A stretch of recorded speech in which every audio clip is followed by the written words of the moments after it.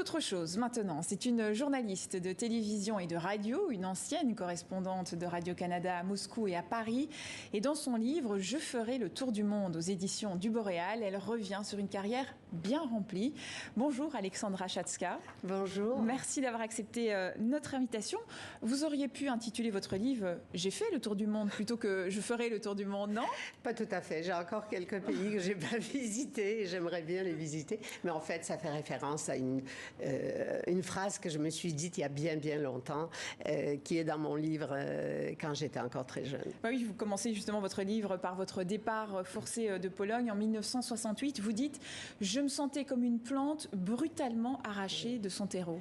Oui, c'est que mes parents ont décidé de quitter la Pologne parce qu'il y avait une campagne antisémite en 1967-68, dont ils n'ont pas été directement victimes tout de suite, mais ils auraient pu l'être.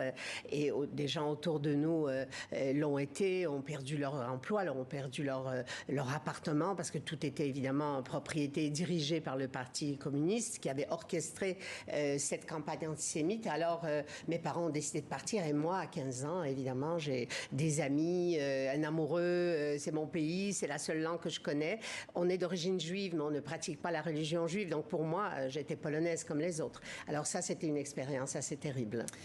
Ensuite, vous arrivez à Montréal. Comment ça se passe Je passe d'abord par Paris. Oui, vous passez par Paris. Un an, hein, c'est ça?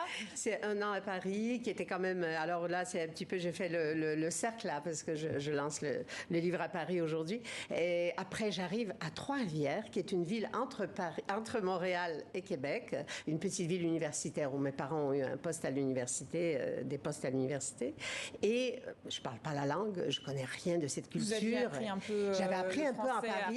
Mais quand j'arrive à Montréal, c'est quand même, c'est-à-dire à Trois-Rivières, l'accent est complètement différent, je ne parle pas encore très bien. Et puis, à 15-16 ans, les codes, c'est important. Il suffit pas de parler, de connaître les mots. Il faut vraiment connaître les expressions, connaître les modes dans les expressions. Alors, je suis pas dedans du tout. Je suis assez isolée. Mais bon, ça a pris un an ou deux et puis je me suis assez bien intégrée.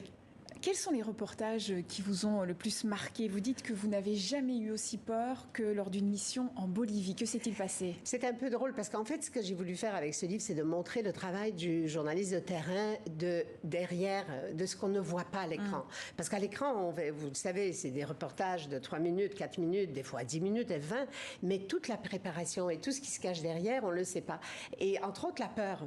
Alors, évidemment, quand on va à la guerre, on a peur. Quand j'étais en Afghanistan, j'avais peur. Mais là, on était tout simplement sur une route dans les montagnes tellement dangereuse, glacée, on monte, il y a de la place pour une voiture, il y a un camion qui descend ou un bus qui descend. J'ai eu extrêmement peur. Après ça, on était dans la jungle, il y avait des serpents. C'est des situations qu'on ne s'imagine pas quand on regarde les reportages, parce que le sujet, c'est autre chose. Donc, on n'est pas là pour parler de nos peurs. Et c'est ce que j'ai essayé de faire dans ce livre. Évidemment, il y a eu d'autres situations où j'ai eu peur. Mais en général, j'ai pas très peur des situations vraiment dangereuses, mais j'ai peur des hauteurs et des choses comme ça. Alors, c'est ça.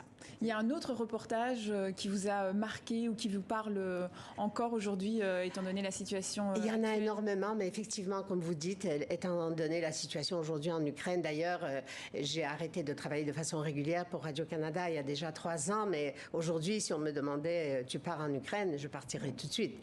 Et alors, c'est cette région du monde qui m'est restée vraiment très proche. Et quand je regarde ce qui se passe sur le terrain, je me dis, le reportage que j'ai fait avec Ramzan Kadyrov, qui est encore un chef de guerre, bon, c'est pas Prigojine, mais c'est pas loin, le chef tchétchène, avec qui j'ai passé 2 jours, c'était quelque chose d'assez exceptionnel. Il était au tout début, après l'assassinat de son père, il a été placé là par Poutine. Et quand je vois sa longévité en tant que dictateur en Tchétchénie, je me dis, mais j'ai quand même couvert quelque chose d'assez exceptionnel. Ses débuts, où il nous a amenés en voiture, je raconte tout ça dans le livre, ceux qui veulent le lire. Les personnages qui occupent des places centrales dans vos reportages, ce sont souvent des femmes. Quelles sont les femmes qui vous ont le plus impressionné? Oui, il y a beaucoup. Je me suis rendu compte que beaucoup de mes reportages, surtout au début, quand je faisais pas de l'actualité chaude politique, je choisissais par hasard les personnages de femmes. Et c'était parfois des femmes qui n'avaient pas d'histoire, qui n'auraient pas fait la une. Une femme qui recherchait son mari disparu dans les purges au Honduras et que j'ai rencontré alors qu'elle venait d'accoucher de son fils, à qui elle a donné le même nom que celui que portait son mari, qu'elle a d'ailleurs jamais retrouvé. Et j'ai retrouvé cette femme. Alors j'ai essayé dans mon livre de retracer les personnages et de les revoir 30 ans plus tard ou 40 ans plus tard. Et c'est une femme vraiment exceptionnelle et surtout exceptionnelle dans la force qu'elle avait de survie, de veiller sur son enfant, sur son petit garçon qui était un peu la réincarnation de son père qui a été probablement tué par la police hondurienne.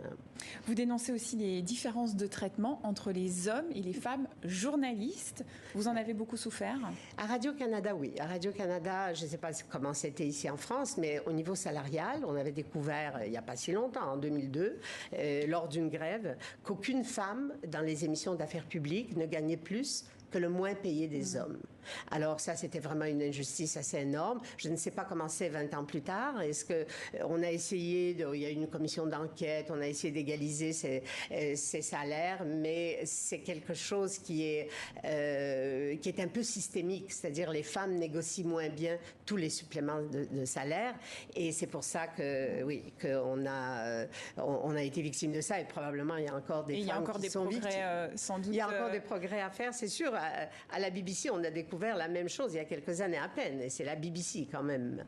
Merci à vous, Alexandra Schatzky, d'avoir été notre invitée. Au plaisir.